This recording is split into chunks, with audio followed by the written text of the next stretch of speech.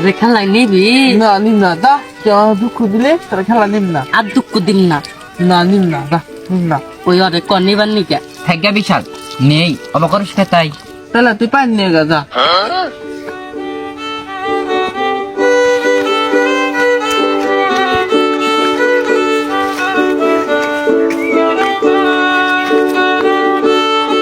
ওই তোর ব্যবসার কথা কই ক এবার ঈদের মধ্যে তোর কয়টা উঠবো? আমার 1-150 উঠবো মাত্র একটা সোডেহা আই আই আই বিশাল তোর কয়টা উঠবো রে?